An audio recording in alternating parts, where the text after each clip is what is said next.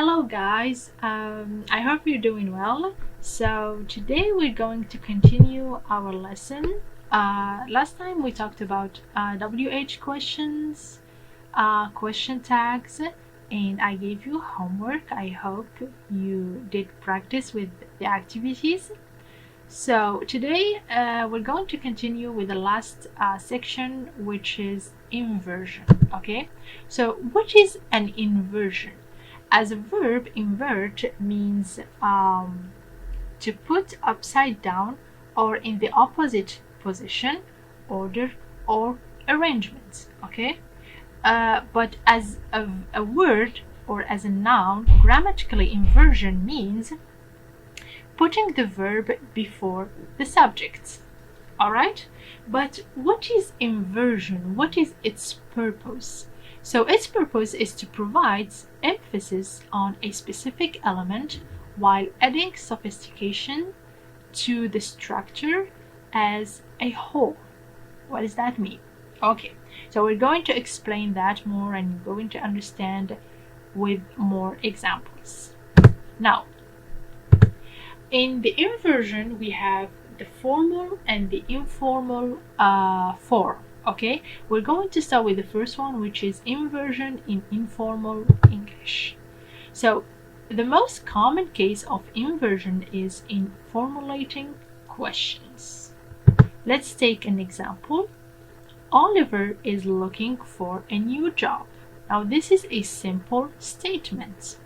How can we get a question and inversion questions?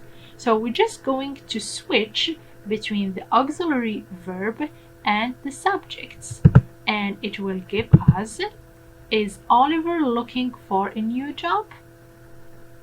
This is the simplest one, the most simple one. Okay, let's see the second case in the informal English.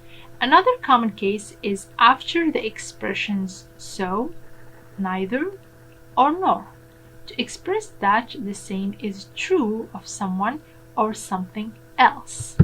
Okay, let's study the first one, which is positive sentences. An example, Oliver is looking for a new job. How about Ellie? Now here we have three possibilities of answers. The first one is Ellie is too, or we can say Ellie too, or in the inversion form we can say so is Ellie. Negative sentences. Negative sentences, it means with neither or nor. So in a sentence, Oliver isn't looking for a new job. How about Ellie? Now here we can say Ellie isn't either or either, Ellie neither, or neither nor is Ellie. Okay? Now let's talk right now about inversion in informal way or in informal English. Other cases of inversions are mainly found in formal English. Certain expressions come to the beginning of the sentence for emphasis and then are followed by an inversion. We can divide these expressions into 5 groups. So let's start with the first group, which is negative adverbial expressions and frequency adverbs. So with the first example, under no circumstances, this is a negative adverbial expression. So when the sentence starts or statement starts with this, definitely we should switch between the verb and the subject. So it will be like this. Under no circumstances should we accept these terms. Let's take the second example. In no way could James have passed that test without cheating. At no time have we suspected foul play.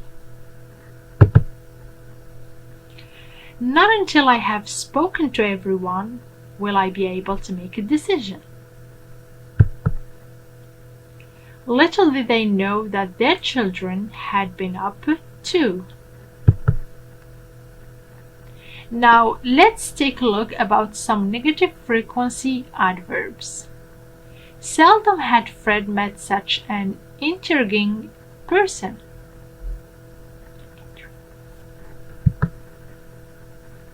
Rarely does Anna get involved in gossip. Never has he felt so betrayed. Let's take a look about the second category, which is adverbial expressions beginning with only and not only. Now, only when the plane had landed did Lisa manage to open her eyes. Only if they agree to these terms will we be able to work with them. Not only was it a long process, but it was also quite complicated.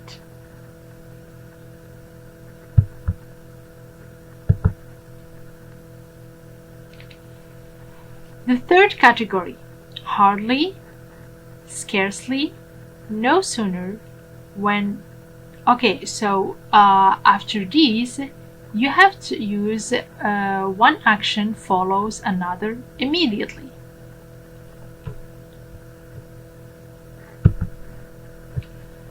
Hardly had I shut my eyes when my mobile phone rang. Scarcely had Ken left the building when the police arrived. No sooner had we arrived than the meal was served. Now notice that the first action is always in the past perfect tense, and the second action is always in the past simple tense. And notice something else, that for linking expressions with hardly and scarcely, we always use when, and for no sooner we use then. Okay, let's talk right now about the fourth category, which is conditional sentences to replace if. Let's see the first sentence.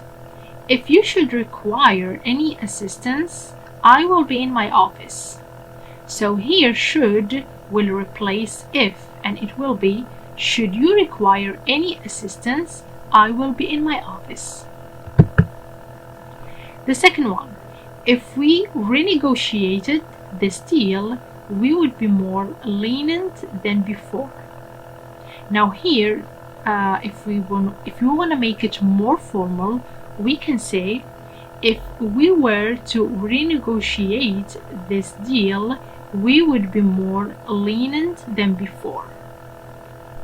And to put it in the inversion form, we will put were instead of if, and it will give us, were we to renegotiate this deal, we would be more lenient than before. The third example will be, if Jeremy had been truthful in the first place, he would not have been punished so severely. So had here will take a place of if, and it will be, had Jeremy been truthful in the first, he would not have been punished so severely. Okay, so note that if the verb in the if clause of a conditional to sentence is to be, where on its own is enough. Example, if he were my son, I would encourage him to go to college.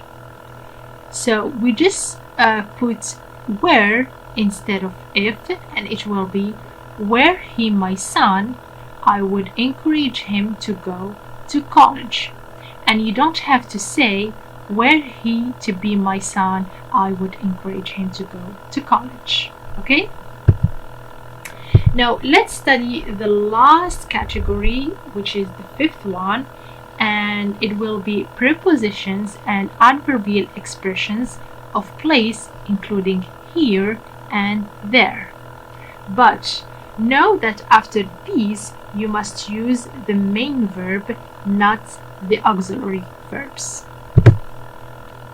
The first example: into the room came 3 nurses. Over the table hung a huge chandelier. Here is the report. There goes your nephew. Now also here we have an important note. Inversions after prepositions and adverbs of place don't happen with the pronouns. What does it mean? It means in inversions after prepositions and adverbs of place, you don't have to use an inversion with the pronouns. An example: into the room they came. Here it is. There he goes. So it's time to have a homework, but before, let's sum up what did we talk today about. So inversion is used for adding emphasis to sentence, to stress that something is more important than something else.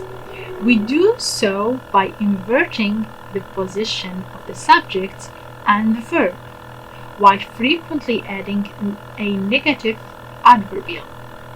And something else, don't forget also to use intonation, because without a good dynamic right intonation, the inversion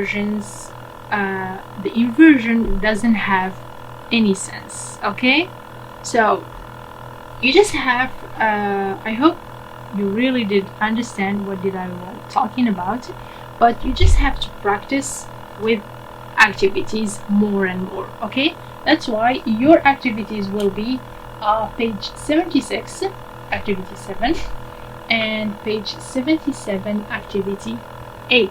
Okay, so I wish you all the best and see you next time. Goodbye.